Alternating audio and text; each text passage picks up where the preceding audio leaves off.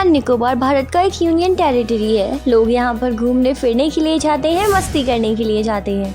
और आज हम आपको बताने वाले हैं अंडमान निकोबार के बारे में एक बहुत ही इंटरेस्टिंग चीज़ें और बहुत ही इंटरेस्टिंग फैक्ट। साथ ही हम आपको यहाँ के एक ऐसे आइलैंड के बारे में बताने जा रहे हैं जहाँ पर कोई नहीं जा सकता है, और उसके साथ ही नामरा जनजाति के बारे में भी। आज हम यहाँ की खूबसूरती के बारे में बात करेंगे। इसके साथ ही हम बात करेंगे यहाँ पर पाई जाने वाली बहुत ही अमेजिंग चीज़ों के बारे में और साथ ही एक जनजाति के बारे में। तो ये वीडियो बहुत अमेजिंग होने वाला है। तो जल्दी से वीडियो देख रहे हैं तो शुरू करते ही लाइक कर दीजिए। तो अब हम आते हैं कि अंडमान और निकोबार नाम कहाँ से लिया गया है। अंडमान नाम लिया गया है मलई भाषा से। अंडमान का अर्थ होता है हनुमान।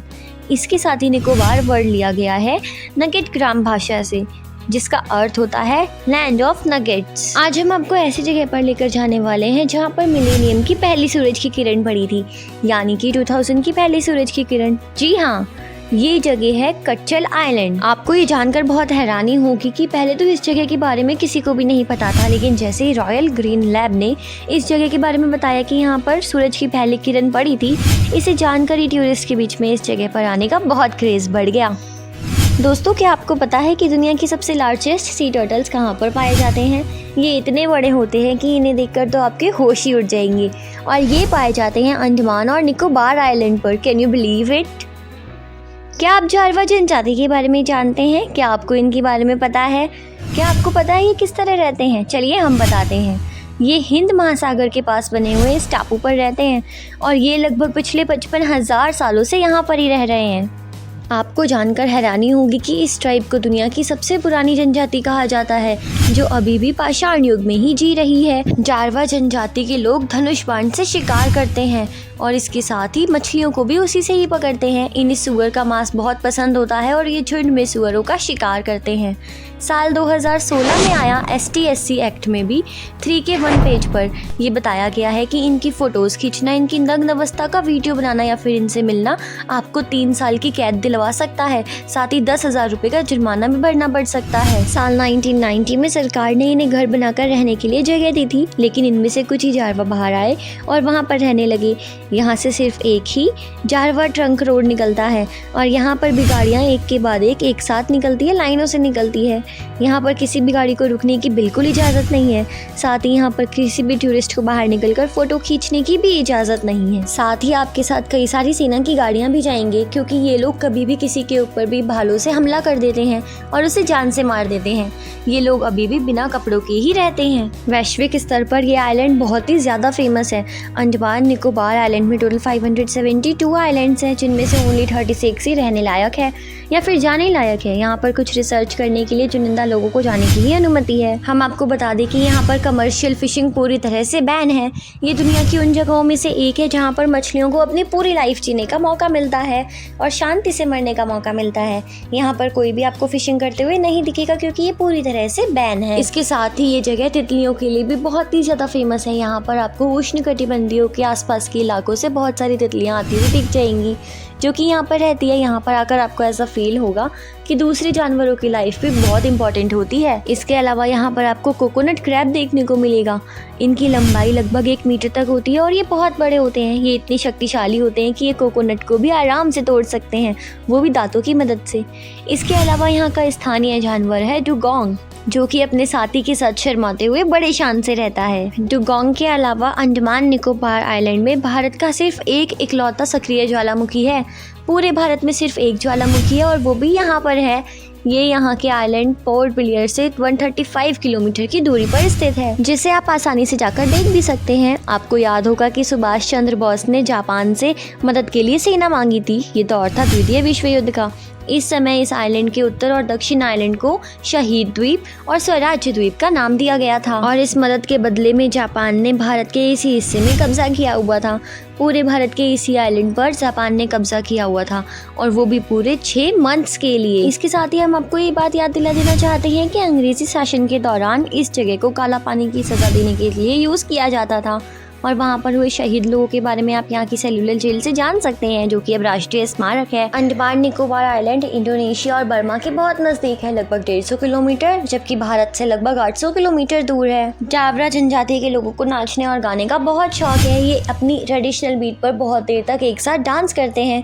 इसके अलावा यहाँ के लोगों को मेडिसिन का भी बहुत ज़्यादा ज्ञान है, इसीलिए तो ये इतने सालों से बिना किसी मेडिकल सेवा के ही इतने सालों से औषधियों के ऊपर जीवित है और जंगलों में रह रहे हैं। बहुत से लोगों ने इन पर डॉक्यूमेंट्री बनाने की भी कोशिश की है। एक बार तो कुछ विदेशी पर्यटकों ने इन्हें अपने मनोरंजन के लिए खाने का कुछ सामान देकर बहुत देर तक नचवाया था। इसके बाद उनके ऊपर स्ट्रिक्ट एक्शन भी लिए गए। यहाँ के लोग अपने रूल्स के बहुत पक्के होते हैं। यदि किसी बच्चे की माँ विधवा हो जाए या फिर उसका पिता कहीं और चला जाए तो उस बच्चे को मार दिया जाता है।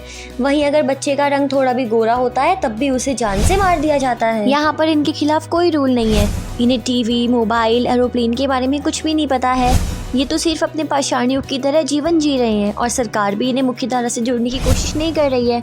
हमारा तो मानना ये है कि इन्हें एक म्यूजियम की वस्तु समझने की बजाय विकास के साथ सरकार को जोड़ने की कोशिश करनी चाहिए, ताकि इन्हें भी पता चले कि इन्हीं के जैसा ही दूसरा इंसान चांद और मंगल ग्रह पर रहने की तैयारी कर रहा है। साथ ही इन्हें टेक्नोलॉजी के बारे में भी थोड़ा बहुत पता चले। अंडमान और निकोबार आइलैंड इंडिया की यूनियन टेरिटरी है और यहाँ की कैपिटल है पोर्ट ब्लेयर, जो कि भारत के पत्तनों में से एक है। यहाँ पर भूमध्य रेखीय जैसी जलवायु और वनस्पति पाई जाती है।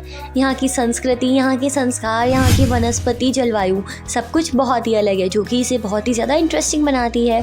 फिलहाल में तो ये जगह नेशनल टूरिस्ट के लिए बहुत ही अट्रैक्टिव प्लेस बन चुकी है। इस आइलैंड के पास ही बना हुआ कोको चैनल इसे इंडोनेशिया और म्यांमार से अलग करता है और भारत में जोड़ता है। यहाँ पर आने वाला पहला यूरोपीय डैनिश था, यानी कि वो डेनमार्क से आया था। वो 1755 में यहाँ पर आया था और अंग्रेज़ यहाँ पर 1789 में आए थे। अंग्रेज़ों ने यहाँ पर अपनी कॉलोनी और बल्ब बेस बनाया। डेनिश कॉलोनियल रूल यहाँ पर 1868 में ही ख़त्म हुआ था। ऐसा इसलिए हुआ क्योंकि ब्रिटिशर्स ने इसे ख़रीद लिया था और इसके बाद में आइलैंड का पूरा अधिकार अंग्रेज़ों के हाथ में चला गया था। जी हाँ, आपको ये बात जानकर हैरानी होगी और ये 100% सच भी है कि अंडमान और निकोबार आइलैंड में 2 द्वीप ऐसे भी हैं जिनका नाम हमारे दुश्मनों के नाम पर रखा गया है। जी हाँ, आपको बता दें कि अंडमान के 2 आइलैंड का नाम ईस्ट इंडिया कंपनी के 2 ऑफिसर्स के नाम पर रखा गया है। ये आइलैंड है हेमलॉक और नील आइलैंड। सबसे ज़्यादा समुद्री कछुए अंडमान और निकोबार आइलैंड में ही पाए जाते हैं। साथ ही दुनिया के सबसे बड़े कछुए भी यहाँ पाए जाते हैं और दुनिया का सबसे छोटा कछुआ, जिसे हम ऑलिव रिडेले के नाम से जानते हैं, वो भी यहीं पर ही पाया जाता है। ये भी अंडमान पहुंचकर ही अपना घर बनाता है। आपको जानकर हैरानी होगी कि इन द्वीपों पर सबसे ज़्यादा बोली जाने वाली भाषा बंगाली है। इनके अलावा मलयालम, तमिल, कन्नड़ भाषा भी बहुत सी भाषाएं यहाँ पर बोली जाती है। आमतौर पर भारतीयों को बहुत मिलनसार माना जाता है, लेकिन अंडमान और निकोबार आइलैंड पर रहने वाले लोग बाहर से आने वाले लोगों से बिल्कुल भी मिलना पसंद नहीं करते और नफरत करते हैं। खतरनाक है यहाँ के आदिवासी समूह। निकोबार और अंडमान आइलैंड में एक समय मूल जनजातियों के 6 से 7 समूह पाए जाते थे। जारवा, मुंगी, ग्रेट अंडमानीज, सेंटलीज, शैम्पेंजीज, एक्सेट्रा। आज इनमें से केवल 4 ही बचे हैं। सेंटिनल द्वीप पर आज भी हज़ारों साल पुराना कबीला रहता है। जारवा पुरुष और महिलाएं ऊंचे पेड़ों से आज भी शहद इकट्ठा करते हैं, फिर इसे भोजन के रूप में इस्तेमाल करते हैं। कहते हैं 150 से ज़्यादा पेड़ पौधे और 250 से ज़्यादा जानवरों के बारे में इनकी जानकारी है, जिनके बारे में आज हमें नहीं पता है।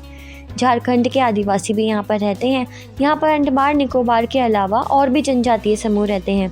निर्माण कार्य, सड़क बनाने के उद्देश्य से 1918 में अंग्रेज़ों ने झारखंड से बेगा कुंडली, जामुला, चाईबासा, रांची, छोटा नागपुर आदि कई क्षेत्रों से सैकड़ों आदिवासियों को बुलाया था और फिर उन्हें यहाँ पर ही बसा दिया गया। उन्होंने यहाँ पर समुद्र के बीच के इस स्थान को रहने लायक और सुंदर बनाया और आम लोगों को यहाँ पर आने के लिए रास्ता खोला और बाद में इनसे ही हमें इन दूसरे जनजातियों के बारे में पता चला। उम्मीद करते हैं आपको ये वीडियो बहुत अच्छा लगा होगा और आपको इस वीडियो के माध्यम से बहुत कुछ जानने लायक भी पता चला होगा। अगर आपको ये हमारी सारी जानकारी अच्छी लगी तो आप हमारी वीडियो को जल्दी से लाइक कर दीजिए और कमेंट में हमें बताइए क्या आप कभी किसी ऐसे जनजातीय समूह या इंसान से मिले हैं। सुनने में बहुत अजीब है ना, हम उनसे कैसे मिल सकते हैं, लेकिन फिर भी क्या पता आप भी किसी ऐसे इंसान से मिले हो जो कि पाषाण युग के जीवन में जी रहा हो। तो जल्दी से कमेंट में लिखकर बता दीजिए और इसी तरह की और वीडियोस देखने के लिए चैनल को सब्सक्राइब करिए, बेल नोटिफिकेशन को ऑन कर दीजिए। तो मिलते हैं ऐसे ही अगले वीडियो में, तब तक के लिए goodbye, thanks for watching और हर हर महादेव।